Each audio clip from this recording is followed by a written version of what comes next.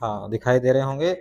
नमस्कार साथियों, स्वागत है हेरिडिटी क्लास 10 के लेक्चर सेकंड में। और ये लेक्चर जो है ये फाइनल होगा। चाहे बच्चे वो 10th में या जो बच्चे 12th में जो जेनेटिक शुरू करना चाहते हैं, उनके लिए पूरा बेसिक चीज़ों को आज लेकर के आया हूँ, पूरा निचोड़ लाया हूँ बहुत आसान तरीके से। जो देखेंगे उन्हें ये सारी चीज़ें क्लियर हो जाएगा। तो चलिए शुरुआत करते हैं चीज़ों को। ठीक है, तो हम देखते हैं कि पहले क्लास में हम लोगों ने क्या पढ़ करके रखा है। तो पिछले क्लास में लेक्चर 1 जब भी देखेंगे, लेक्चर 2 तो लेक्चर 1 जरूर देखेंगे, जिसके अंदर हमने छोटे छोटे टर्मिनोलॉजी को एक एक स्टेप में हमने सिखाया है, ताकि आपको किसी तरह का कोई दिक्कत ना हो जेनेटिक हेरिडिटी शुरू करने में। तो सबसे पहले आज का जो हम लोग का क्लास शुरू होने वाला है वो मेंडेलियन जेनेटिक्स से शुरू करेंगे। तो मेंडेलियन जेनेटिक्स, ये मेंडलिज्म हमारा 1822 से 84 के बीच का रहा, जहां मेंडल साहब के जन्म से लेकर के मृत्यु को लिखा गया है।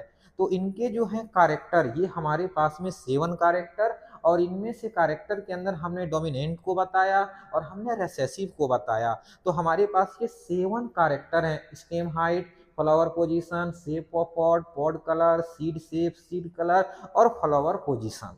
ये हमारे पास में टोटल 7 कॉन्ट्रास्टिंग कैरेक्टर हैं, और ये हमारे ट्रेट हैं जो डोमिनेंट और रेसेसिव हैं। अब हम लोग जो है आगे बात करने वाले हैं इसमें कुछ चीजें ये 10 लेवल के अंदर नहीं बताएंगे कि कितने क्रोमोजोम नंबर पे ये फिक्स होते हैं। ठीक है, अब हम लोग यहाँ पे जो बात करने वाले हैं आगे, अब इनके रिजल्ट जो बोर्ड के आधार पे बहुत इंपॉर्टेंट है।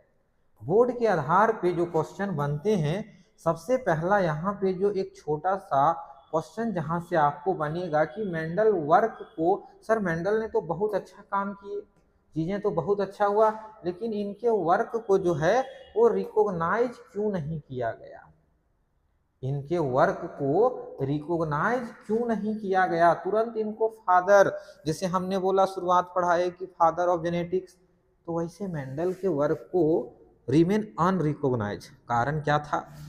उस समय इतनी ज़्यादा, जैसे आजकल कोई भी किसी तरह का छोटा सा टीका टिप्पणी करते हैं सोशल मीडिया के माध्यम से, बहुत जगह तुरंत क्या होता है, कम्युनिकेट हो जाता है। उस समय उतना अच्छा कम्युनिकेशन नहीं था। जब कम्युनिकेशन उतना अच्छा नहीं था तो चीज़ें उतनी फैली नहीं, उतनी स्प्रेड नहीं हुआ, जिसके कारण इसके जो काम को रिकॉग्नाइजेशन नहीं मिल पाया। ये पहला पॉइंट हुआ। दूसरा है कि जो इनके वर्क है उसको उतनी ज़्यादा पब्लिसिटी नहीं मिला। पब्लिकेशन मतलब इतने ज़्यादा पर्चे उर्चे छपे नहीं, जो उस समय स्कॉलर रहे होंगे या जो उस समय पढ़ते होंगे इनके जानकार, उनको ये सब चीज़ें पहुंच नहीं पाई।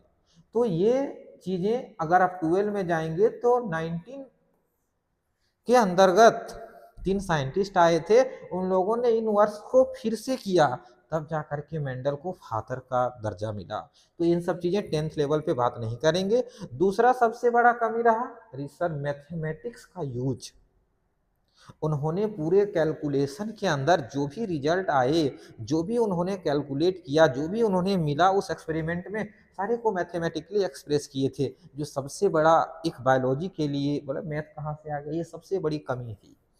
दूसरा है एक छोटा सा प्लांट, पी प्लांट में उसको सक्सेस मिल गया था, लेकिन ये प्लांट के अंदर सेम एक्सपेरिमेंट को उन्होंने परफॉर्म किया और ये उनको नहीं मिल पाया। ये सबसे बड़ा उनका प्रॉब्लम था।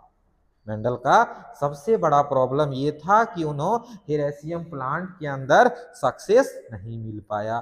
तो अगर क्वेश्चन रहे कि मेंडल के ड्रॉबैक बोलिए, कमियां बोलिए, या उसके वर्क को रिकॉग्नाइजेशन क्यों नहीं किया गया, तो आपको ये 4 लाइन लिखने हैं। आगे आते हैं हम लोग। सर मेंडल की सक्सेस क्या था, आपने फेल्योर बताया, सक्सेस क्या था?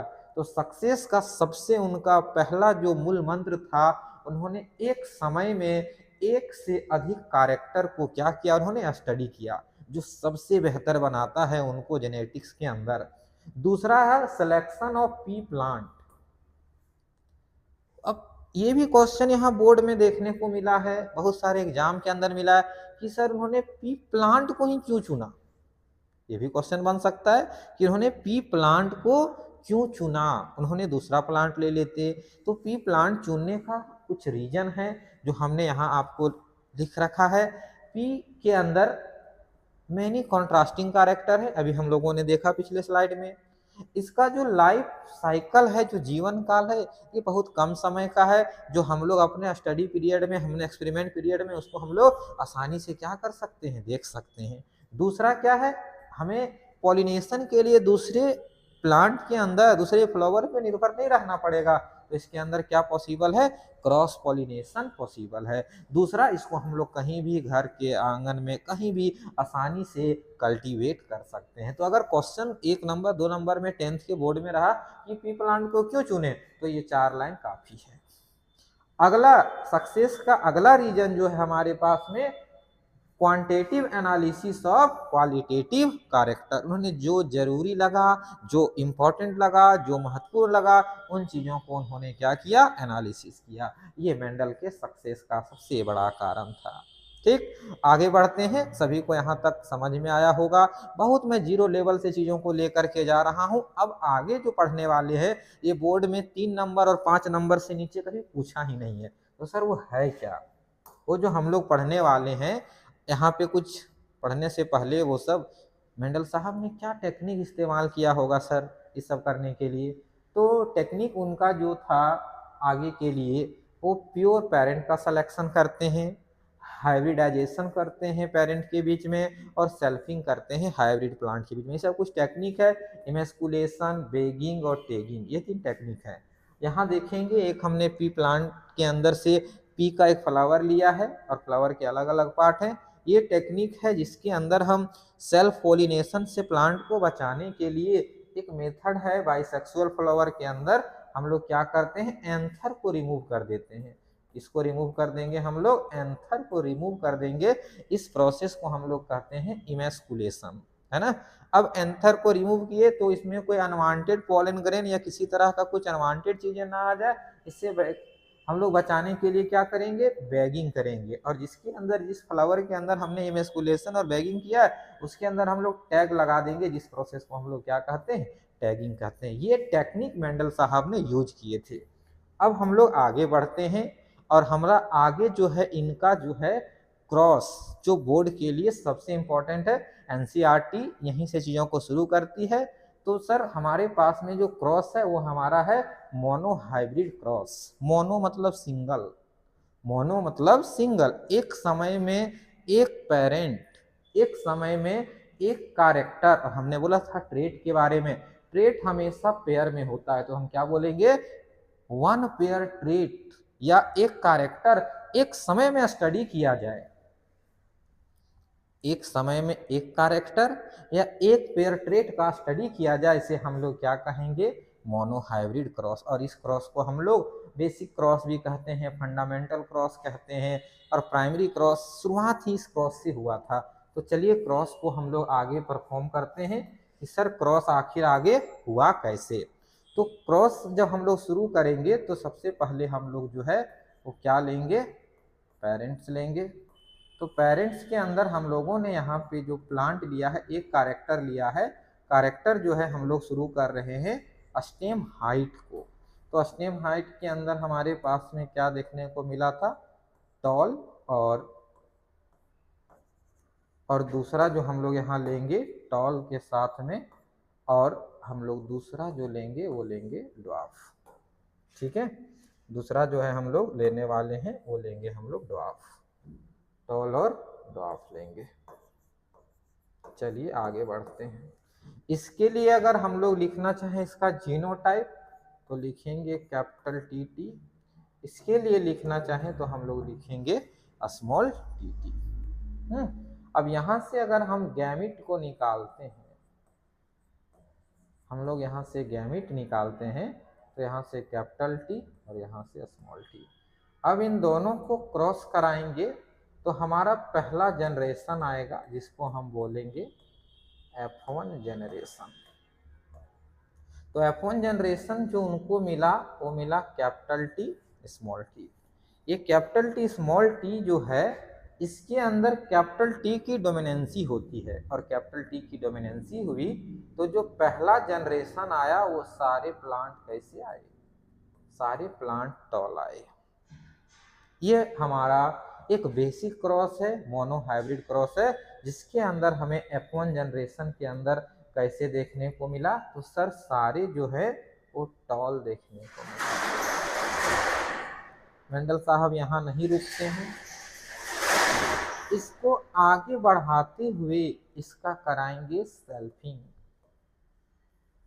सेल्फिंग कराएंगे, सेल्फ पोलिनेशन की ओर बढ़ेंगे। ठीक है, सेल्फिंग कराएंगे, सेल्फ पोलिनेशन करेंगे तो हमें देखने को मिलेगा F2 जनरेशन। अलग अलग मेथड से अलग अलग तरीके से करा सकते हैं। तो हमारे पास में जो F1 जनरेशन के अंदर आया, इसी का हम लोग दो अलग अलग गैमिट लेकर के बनाएंगे, capital T small T, capital T small T, एक मेल और एक फीमेल। ठीक है, एक मेल और एक फीमेल को लेकर के बात किए। तो यहाँ अभी देखेंगे तो हम लोगों को क्या देखने को मिलेगा, यहाँ आया कैपिटल टी, यहाँ आया कैपिटल टी स्मॉल टी, यहाँ देखने को मिला कैपिटल टी और स्मॉल टी, यहाँ स्मॉल टी। ये हमारा F2 जनरेशन आया, ये हमारे पास में F2 जनरेशन आया। बहुत जगह पे क्रॉस को ऐसे फॉर्मुलेट कर देते हैं अलग अलग टेबल में लिख करके, कैपिटल टी स्मॉल टी, लेकिन मैंने अच्छे तरीके से दिखाने के लिए ऐसा लिखा। एक आगे बाबा का फोटो बना के रखे हैं, वो बाबा हैं कौन, जो फोटो बना के रखे हैं वो है कौन, आगे उसके बारे में भी बात कर लेते हैं। तो ये जो मेथड बनाए हैं स्क्वायर मेथड, इनका डेवलपमेंट जो है एक साइंटिस्ट ने किए थे जिनका नाम है RC पुनेट, तो इसे पुनेट स्क्वायर मेथड भी कहते हैं। अब यहाँ से आगे देखेंगे तो हम लोगों को मिला क्या सर, यहाँ पे जो मिला हम लोगों को, ये हमारा कौन सा जनरेशन हो गया, ये हुआ F2 जनरेशन। तो F2 जनरेशन के अंदर जो हम लोगों को मिला, तो जो मिला उसको हम लोग को जो सामने अपीयर हो रहा है, हम उस रेशियो को पूछा जाएगा फिनोटिपिक रेशियो, और दूसरा है जीनोटिपिक रेशियो। तो फिनोटिपिक रेशियो के अंदर हमारे पास में जो हम लोगों को दिखता है, जो हमारे पास में दिखता है, तो हम लोगों को क्या दिखा सर, दिखा टॉल वहां पे और दिखा ड्वार्फ। ठीक है, टॉल दिखा और ड्वार्फ दिखा। तो टॉल कितना दिखा हम लोगों को, टॉल वहां पे देखेंगे तो टॉल यहाँ पे एक्सप्रेस कर रहा है खुद को, तो ये हमारा हुआ कैपिटल टी, ये भी टॉल हुआ, कैपिटल टी स्मॉल टी, ये भी टॉल हुआ, कैपिटल टी स्मॉल टी, ये भी टॉल हुआ, और ये स्मॉल टी ये ड्वार्फ हुआ। तो फिनोटिपिक रेशियो जो है, जो हमें दिख रहा है, तो हमें क्या दिखा सर F2 जनरेशन में, दिखा सर टॉल और दिखा ड्वार्फ। तो कितने दिखे, टॉल दिखे 3 और ड्वार्फ दिखे 1। तो फिनोटिपिक रेशियो क्या हो गया हमारा 3:1। और अगला जीनोटिपिक रेशियो जो जेनेटिक मेकअप है जो इसको बनाया, तो जेनेटिक मेकअप के अंदर क्या हमारे अंदर आया, कैपिटल टी स्मॉल टी और स्मॉल टी। कितने देखने को मिल रहे हैं, ये सर 1 है, ये 2 है और ये 1 है। तो रेशियो आया 1:2:1। ये हमारे पास आया मोनोहाइब्रिड क्रॉस का फिनोटिपिक रेशियो आया, ये फिनोटिपिक रेशियो। और ये हमारे पास में जितने बार आ रहे हैं, जितने बार हमारे पास आ रहे हैं, ये हमारा होगा जीनोटिपिक रेशियो। जेनेटिक मेकअप कितने बार कौन कौन अलग अलग आए हैं, तो क्या क्या आए हमारे पास, कैपिटल टी स्मॉल टी, और अगला जो हमारे पास आया वो है स्मॉल टी। कितने कितने बार आया, एक बार, ये 2 बार और ये 1 बार, ये देखने को मिला। तो ये हुआ मोनोहाइब्रिड क्रॉस, जिसके अंदर हमने एक समय में एक कैरेक्टर और एक पेयर ट्रेट का स्टडी किया। कैरेक्टर बोले तो कैरेक्टर हमारे पास में आया सर स्टेम हाइट, और इसके दो डिफरेंट जो ट्रेट हैं वो क्या हैं, टॉल और ड्वार्फ। ठीक है, ये है मोनोहाइब्रिड क्रॉस। अब इसके आगे हम अगला क्रॉस बढ़ते हैं। अगला हमारे पास में मोनोहाइब्रिड का रिजल्ट, बच्चों ये चीजें एनसीईआरटी में नहीं दिया गया है, लेकिन अगर आप रेफरेंस बुक लेते हैं तो ये सब चीजें आपको मिलेगी। तो चीजों को अगर अच्छे से सीबीएसई बोर्ड के अंदर अगर हमारा नंबर लाना होता है तो हम चीजों को पूछा जाएगा। तो रिजल्ट अगर हम बोले मोनो हाइब्रिड क्रॉस का, तो इसके अंदर एक लॉ है, जिस लॉ को हम कहते हैं लॉ ऑफ डोमिनेंस।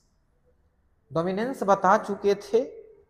अपनी इन्फ्लुएंस को जो अपने जनरेशन के अंदर दिखा रहा है वो हमारा डोमिनेंस है। तो इसके अंदर कुछ बातें हैं जो हम लोगों को जानना है। लॉ ऑफ डोमिनेंस के अंदर कह रहा है कि कैरेक्टर को कंट्रोल करता है डिस्क्रीट यूनिट, और उस डिस्क्रीट यूनिट को मेंडल ने क्या बोले, फैक्टर। और अभी हम उसको क्या बोलते हैं, जीन बोलते हैं। क्या बोलते हैं उसको हम, जीन। दूसरा कि सर जो फैक्टर और जीन जो है वो हमेशा कैसे होंगे, पेयर में होंगे। अभी हम लोगों ने जब क्रॉस किया कैपिटल टी स्मॉल टी एक कैरेक्टर को लेकर के, तो पहला जनरेशन के अंदर हमें क्या मिला था, सारे प्लांट मिले टॉल। ऑल कैसे मिले सर, सारे टॉल मिले। जब सारे टॉल मिले तो ये भी इसके अंदर कैपिटल टी भी है और इसके अंदर स्मॉल टी भी है, लेकिन अपने आप को यहाँ कौन एक्सप्रेस कर पा रहा है, सिर्फ कैपिटल टी एक्सप्रेस कर पा रहा है। तो मोनो हाइब्रिड क्रॉस के अंदर जो लॉ ऑफ डोमिनेंस कहता क्या है कि this the law of dominance used to explain the expression of only one the parental character in monohybrid cross in F1 and express in F1 and expression of both in F2. The law of dominance is to explain the expression of only one the parental character in monohybrid cross in F1 and the expression of both in F2। मतलब ये अपने आप को F1 में भी express कर पा रहा है और F2 में भी एक्सप्रेस कर पा रहा है। तो यहाँ पे दोनों का यहाँ पे अलील आया, लेकिन सिर्फ कौन एक्सप्रेस कर पाया, कैपिटल टी। तो ये हमारे पास में है law of dominance. Higher classes में जाएंगे तो इसके एक्सेप्शन देखने को मिलेंगे, तो लॉ कहना कभी कभी उचित नहीं लगता है। ठीक है, तो ये हमारे पास में है result of mono hybrid cross का पहला रिजल्ट, लॉ ऑफ डोमिनेंस। तो कभी भी लॉ ऑफ डोमिनेंस कहे तो इन चीजों को रखना है कि सर इसके अंदर जो मोनो हाइब्रिड क्रॉस है उसके अंदर अपने आप को जो पेरेंटल कैरेक्टर खुद को एक्सप्रेस कर पा रहे हैं वो हमारा क्या है, मोनो हाइब्रिड क्रॉस। आगे चलते हैं, एक इसका और है लॉ ऑफ सेग्रीगेशन। सेग्रीगेट करने का मतलब होता है अलग होना। सेग्रीगेट करने का मतलब होता है अलग होना। तो यहाँ पे क्या कह रहा है कि this law based on the fact that the allele do not show any blending and यहाँ पे एंड होगा, blending and both the character are recover कहाँ पे, F2 generation through one of these not seen at F1 stage. अभी हम लोगों ने फिर से उसको समझाते हैं। सेग्रीगेट होना मतलब अलग होना। सेग्रीगेशन के बाद जैसे अभी हमने पहला जब क्रॉस किया तो हमारे पास में कैपिटल टी, दूसरा लिया हम लोगों ने स्मॉल टी। अब जैसे इसका क्रॉस परफॉर्म करते हैं तो यहाँ से हमारे पास आया कैपिटल टी और यहाँ से हमारे पास आया स्मॉल टी। तो इस जनरेशन के अंदर जो कैपिटल टी स्मॉल टी के जो अलील हैं, जो इस जीन के लिए जो अलील आए हैं, इसमें अपने आप को कौन एक्सप्रेस कर पाया है, सिर्फ कैपिटल टी एक्सप्रेस कर पाया है, जो क्या बनाया, टॉल। लेकिन यह स्मॉल टी क्या सर, स्मॉल टी कहाँ गया, इसके कैरेक्टर इसके लक्षण कहाँ गए। तो ये क्या कर रहे हैं, ये अपने आप को हमेशा, ये रेसेसिव कैरेक्टर होते हैं, तो रेसेसिव जो अलील हैं वो हमेशा होमोजाइगस कंडीशन में खुद को एक्सप्रेस कर पाते हैं। तो सर ये क्या हुआ, सेग्रीगेशन कैसे हुआ। तो लेकिन जैसे अभी हमने इसको F1 जनरेशन माना था, अभी इसको F1 जनरेशन माना, जैसे F2 जनरेशन गए तो हमारे पास में जब हम लोगों ने F2 जनरेशन के लिए क्रॉस किया तो हमारे पास क्रॉस बन के क्या क्या आया, क्रॉस आया सर कैपिटल टी। थोड़ा मैं बढ़ा करके लिखता हूं, उसको मैं समझाने की कोशिश करूंगा कि सेग्रीगेशन आपको समझ में आ जाए। बच्चे जो 10th में हैं, जो 12th में हैं, उनके लिए काफ़ी कारगर ये लेक्चर होने वाला है। चलिए देखते हैं, क्रॉस आगे करके चीज़ों को समझते हैं। Capital T small T, capital T small T, ये हम लोग F2 जनरेशन ले रहे हैं मोनोहाइब्रिड क्रॉस का।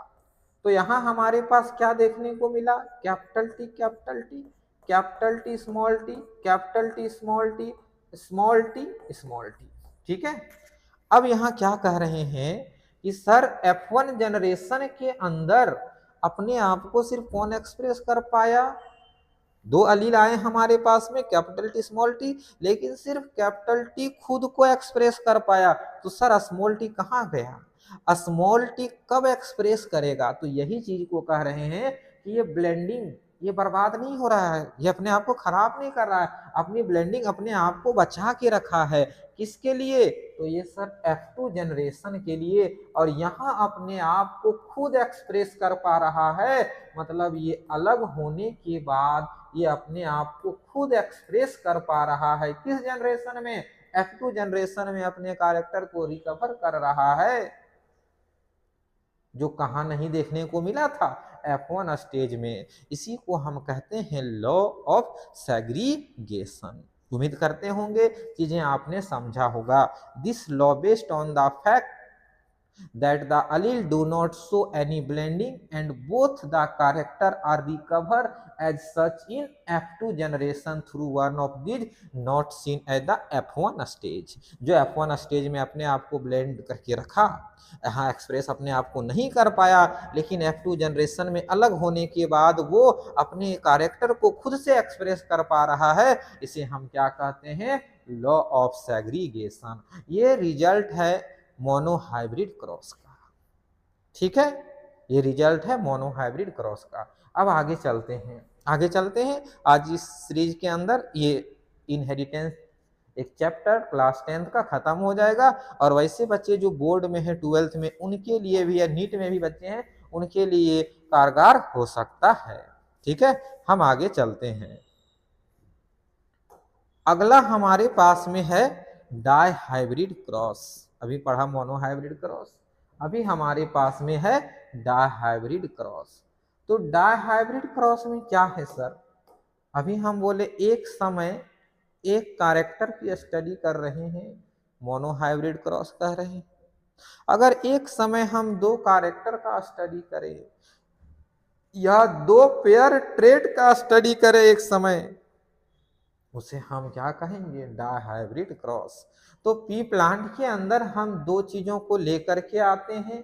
एक हमारे पास में है दो कैरेक्टर, पहला है सीड शेप और दूसरा लेकर के आते हैं सीड कलर। सीड शेप और सीड कलर। तो सीड शेप बताया था राउंड, इसका genotype capital R capital R. दूसरा बनाया रिंकल्ड, इसका genotype small r small r. Seed colour में बनाया हमने येलो और ग्रीन, इसका जीनोटाइप कैपिटल वाई, इसका जीनोटाइप स्मॉल वाई। अभी आप पहले बोल रहे हैं जिनको डोमिनेंस, जिनको रेसेसिव अगर नहीं समझ में आया है तो वो पीछे के लेक्चर जरूर देखेंगे, तब आएंगे डाइहाइब्रिड समझने के लिए। यहाँ मैं जो कैपिटल लिखा हूँ ये कैपिटल बताता है अपने डोमिनेंसी को। अभी मोनोहाइब्रिड क्रॉस पढ़े, तो मोनोहाइब्रिड क्रॉस के अंदर जब हम पहला में लेकर के आए थे लॉ ऑफ डोमिनेंस, अगर एक भी डोमिनेंस का अलील आ जा रहा है तो खुद को एक्सप्रेस कर दे रहा है, या दो भी आ रहे हैं तब भी खुद को एक्सप्रेस कर रहे हैं। लेकिन रेसेसिव हमेशा जब दोनों अलील एक साथ आएंगे, जैसे small t small y small r, तब अपने आप को खुद को एक्सप्रेस कर पाएंगे वो। तो एक समय में हम दो कैरेक्टर का स्टडी या दो पेयर ट्रेड का स्टडी हम करेंगे, इसे कहते हैं डाइहाइब्रिड क्रॉस। चलिए आगे बढ़ते हैं, क्रॉस को बनाते हैं। ये क्रॉस बना के रखा है ताकि चीजें आसान हो। तो हमने जो पहला यहाँ पे इस्तेमाल करते हैं वो हमने शुरुआत किया सर, हमने लिया राउंड रिंकल्ड। ठीक है, राउंड रिंकल्ड येलो ग्रीन। तो राउंड रिंकल्ड येलो ग्रीन लेंगे तो अगर हम अपने कंडीशन के अनुसार एक पेपर में अच्छा दिखने के लिए, ठीक है लिख दिए, ऐसा कैसे हो सकता है, लेकिन अच्छे से दिखने के लिए अगर डोमिनेंस को एक साथ ले ले अच्छा रहेगा सर, रिसेसिव को एक साथ सजा के लिख दिए सर और अच्छा रहेगा। तो अगर हम यहाँ पे देखें कि सर पेरेंट जो हमारे पास में यहाँ पे आने वाले हैं, जो पेरेंट्स आने वाले हैं वो हमारे पास आने वाले हैं सर, यहाँ ले लेते हैं राउंड, और एक जगह ले लेते हैं सर राउंड के साथ में राउंड रिंकल्ड भी ले लेते हैं, कोई दिक्कत नहीं है ना, राउंड रिंकल्ड।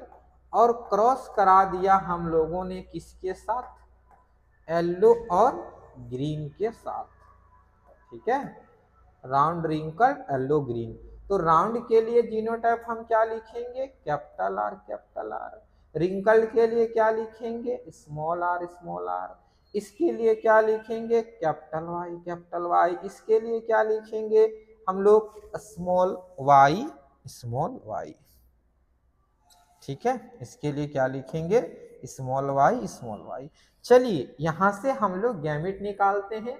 हमारा निकला sir capital R small r, यहाँ निकला sir capital Y small y. अब हम लोग F1 जनरेशन बनाएंगे। F1 जनरेशन जब बनाएंगे तो हमने क्या कहा अभी कि अगर हम एक इंसान है, चीज़ों को अच्छे से लिखेंगे, सजा के लिखेंगे तो अच्छे लगेगा। तो हमारे पास में क्या आया sir, capital R capital Y small r small Y. ये क्या बनाया, हमारे पास में जो F1 जनरेशन देखने को मिला, जो फर्स्ट जनरेशन देखने को मिला F1 जनरेशन, ये कैसा लेके आया, ये लेके आया सर, या तो एक जैसा लिख सकते हैं, ये बनाया राउंड, वैसे ही लिखते हैं। थोड़ा सा बच्चे हैं 10 के बच्चे, कितना दिमाग लगाएंगे, ऐसे दिमाग छोटा होता है उनका। Capital R small R, capital Y small Y, ये बनाया राउंड को और ये बनाया येलो को। तो जो पहला जनरेशन देखने को मिला F1 जनरेशन, उसमें उनको क्या मिला, सारे मिले राउंड और मिले येलो, ठीक है। कैसे मिले देखने को उनको, राउंड और येलो। अभी रुके नहीं वो, अगला सेल्फिंग कराएंगे और पहुंचे F2 जनरेशन। अब जैसे F2 जनरेशन हम लोग पहुंचे, मैंने यहाँ वही सेम चीजों को बना दिया है, एक तरफ मेल वाले एक तरफ फीमेल वाले, ठीक है, मेल फीमेल को बना रखा है। तो यहाँ से जब हम लोग क्रॉस परफॉर्म करेंगे F2 जनरेशन के लिए, तो टोटल हमारे पास ये देखने को मिलेंगे, ठीक है। टोटल हमारे पास में यहाँ 16 बने टोटल। अब यहाँ से हम लोग अगला क्या निकालना सीखेंगे, जैसे उधर था फिनोटिपिक रेशियो, निकालना सीखेंगे जीनोटिपिक रेशियो। तो फिनोटिपिक रेशियो के अंदर अगर हम देखेंगे यहाँ, तो फिनोटिपिक रेशियो को आप ऐसे देखिएगा, सब कुछ वही लिखा हुआ है। तो फिनोटिपिक रेशियो में देखेंगे ये सब जो दिख रहे हैं वो दिख रहे हैं राउंड येलो। तो कितने राउंड येलो आए आपके पास, आए 9। कितने आए, 9। अगला आया राउंड ग्रीन, ये है राउंड ग्रीन, ये हमारा राउंड ग्रीन जो है वो कितने आए, 3 आए। अगला हमारे पास में देखने को मिल रहा है रिंकल्ड और येलो, ये भी कितने आए, 3 आए। और रिंकल्ड ग्रीन कितना आया, 1 आया। अगर आप इसको और डीप में जाते हैं तो पेरेंटल कैरेक्टर कितने आए सर, माता पिता जो शुरुआत में लिए थे वो पेरेंटल कैरेक्टर कितने आए और नए कितने आए। ये सब चीज़ें हायर एग्जाम के लिए जेनेटिक्स जब पढ़ते हैं तो वहाँ ज़्यादा इम्पोर्टेंट हो जाता है। अब जीनोटिपिक रेशियो के अंदर मैंने बोला कि जीनोटिपिक रेशियो शुरुआत में टर्मिनोलॉजी जब पढ़ा रहा था तो बोल रहे थे जेनेटिक मेकअप, जो उसने उसको बनाया, तो कितने होंगे जीनोटिपिक रेशियो वो निकाल के देखते हैं। फिनोटिपिक रेशियो आ गया 9 रेशियो 3 रेशियो 3 रेशियो 1। अब जीनोटिपिक रेशियो देखते हैं तो पहला हम लोग देखेंगे कि सर कितने हैं capital R capital Y capital Y, कितने हैं capital R small R capital Y, कितने हैं स्मॉल आर कैपिटल आर। इस तरह से हम लोग यहाँ पे 9 अलग अलग बने होंगे डायहाइब्रिड क्रॉस के अंदर। तो जब इसको आप निकालेंगे तो यहाँ से आ जाएगा आपका जीनोटिपिक रेशियो। तो आप लोग कमेंट सेक्शन पे यहाँ से आप गिन करके बता दीजिएगा कि कौन कितने बार आया। मैं इसका याद करने का तरीका बता देता हूँ। जब मैं मोनो हाइब्रिड क्रॉस पढ़ाया तो मोनो हाइब्रिड क्रॉस को जो ये आपका काम है ये आप भरेंगे। जब मैंने मोनो हाइब्रिड क्रॉस पढ़ाया तो वहां पे फिनोटिपिक रेशियो बताया आपको आया 3:1। जीनोटिपिक रेशियो वहां बताया आपको आया 1:2:1 ये आया। तो सर इसको मैंने बोला था fundamental basic cross primary cross. तो अगर किन्हीं भी बच्चे को किन्हीं भी मेरे भाई को मेरी बहन को अगर ये याद नहीं हो रहा है डायहाइब्रिड का फिनोटिपिक रेशियो जीनोटिपिक रेशियो लेकिन मोनो हाइब्रिड का याद है तो वहां से भी काम चल सकता है। पढ़ाने का साइंस तरीका होता है कि बच्चा रटे नहीं। अगर हम इसी क्रॉस को एक बार और परफॉर्म कर दे तो डायहाइब्रिड क्रॉस आ जाएगा। इसका गुना करिए तो क्या आ जाएगा आपके पास 9:3:3:1। ठीक, इससे आसान क्या कर सकता हूं आपके लिए। इसको एक बार और करिए तो हमारा डाई हाइब्रिड का जीनोटिपिक रेशियो आ जाएगा। क्या आएगा आप इसको खोज के मिला लीजिएगा, मैं यहाँ सामने लिख देता हूँ। आ जाएगा सर 1:2:1 आ जाएगा 2:4:2 आ जाएगा 1:2:1। टोटल 16 है यहाँ पे, यहाँ काउंट करके देखिएगा टोटल 16 आ रहा होगा। ये हमारे पास में हेरिडिटी का कॉन्सेप्ट खत्म होता है। हेरिडिटी के बाद छोटा सा हमारे पास में 10th क्लास के लिए बहुत इंपॉर्टेंट पार्ट का रहता है जिसको लेक्चर 3rd में हम बात करने वाले हैं अगले लेक्चर पे। वो है सेक्स डिटर्मिनेशन जो बोर्ड के लिए बहुत इंपॉर्टेंट होता है। धन्यवाद, सभी को मजा आया होगा, इस लेक्चर से सीखने को मौका जरूर मिला होगा।